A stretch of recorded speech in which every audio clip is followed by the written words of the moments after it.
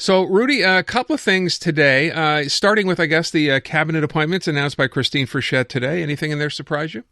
Yes, it's very interesting because in the past, under François Legault, Premier François Legault, we were used to see Geneviève Guilbeault and Simon Jolin Barrette always with the Prime Minister, with the Premier when he was making announcements. And now you can really see a change of guard with Christine Fréchette. She decided to appoint Yann Lafrenière as Vice Premier and also having François Bonnardel now as Immigration Minister and also House Leader. So you can see now that there's kind of trying to make a change, especially with François Bonnardel. We can remember that François Bonnardel was passed out from cabinet last time because with what happened with Saclic. Now he's back in a very, very important portfolio, immigration, and also as House Leader because it's a very important role. It's all the legislation in the National Assembly. So you can see that there's a kind of a change of guard, but at the same time, politics is not never far. She needed to give her opponent, Bernard Drinville, a very important position. So he's going to be the point person when it comes to the economy, being a super minister the same way as, for example, Pierre Fitzgibbon was or Christine Fréchette was in the past, having two mandates, both the economic development, but also energy. So it's very interesting to see that dynamic. You can also see Samuel Poulin having a big promotion. He's taking over Geneviève Guilbeault Ministry at Municipal Affairs. And what's interesting is that Samuel Poulin used to support Bernard Drinville in the leadership race. So you can see and you can a little bit understand that choice to make sure that people who supported Bernard Drinville are also happy in this new cabinet. So this is kind of the change. And there's also a last change, but it's also an important change. Jean Boulet, who is Labor Minister, will also be in charge of relationship with the federal government. We know that Christine Fréchette met with Mark Carney on Friday. We know that Quebec is asking in terms of having more money for certain programs, also infrastructure money. So we can expect Jean Boulet maybe to have kind of a different relationship with Ottawa, different that, for example, Minister Roberge had in the past that was more, I would say, confrontational. I think Jean Boulet, the choice of Jean Boulet as Minister in charge of relations with Ottawa is maybe a sign that she wants to turn the page or maybe having more money when it comes to infrastructure and certain programs and that it can be fixed quicker. Is this a bit of a come down to your point, Rudy, for Jean-François Roberge? Yes, because he had an important portfolio. He had immigration, and don't forget also he supported very early on Christine Fréchette. And there's one sentence that Christine Fréchette said in her speech. She says that when it comes to immigration, we need to make sure that we act in a humane way. And she also, as you know, and she did it during the leadership race, saying that she will reopen the program when it comes to immigration, the famous Expérience Québec.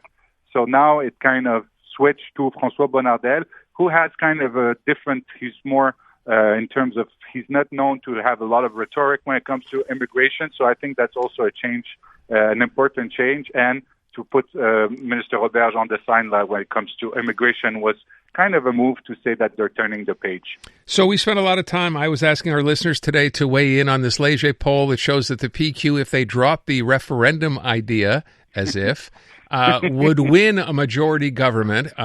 Paul Saint-Pierre Plamondon would become, of course, the new premier. I'm curious, first of all, it's an odd question to ask because we know up until now, of course, reaction or support for sovereignty and a referendum has been going, down and down and down, although this poll suggests it may have come back a little bit. What did you make of that? And I know that obviously Paul Saint-Pierre Plamondon, I had him on my show yesterday, but I know he tweeted out today as well that, thank you very much for putting me in that position, but we obviously know that's never going to happen.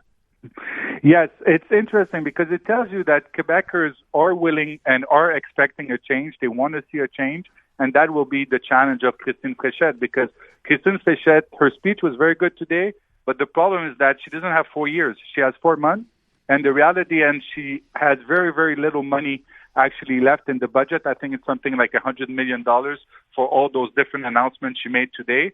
So the reality is that maybe Quebecers are paying a little bit more attention to Christine Fréchette. They were not listening to François Legault anymore. They're looking for change, and obviously they're looking for the Parti Québécois. But the problem is that their stand when it comes to sovereignty. For Quebecers, sovereignty is not the priority. They want a change in government. They don't want that change of government, meaning that they want this government to hold a referendum.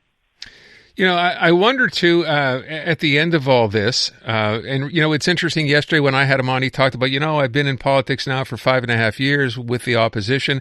At some point, Rudy, you wouldn't expect that he would change his mind, would you? No. I don't think he would, and he was very clear, and I think this is something that he was clear upfront about it. He released the budget of what they called Quebec, Quebec the as a country. Yeah, the Blue Book also.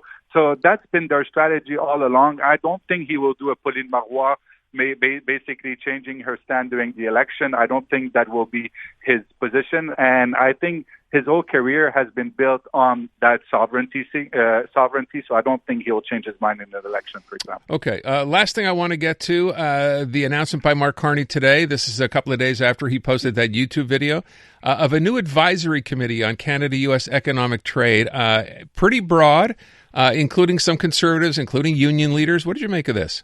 Yes, it's kind of the same as Justin Trudeau did in the past. There's always kind of this exercise of having this whole of government, but also a Team Canada approach, saying that we're all in together and that he's seeking advice from union, from other business people, and also from former leaders, for example, Conservative leader Erin O'Toole, I believe Lisa Raitt, also former Harper government minister Lisa Raitt.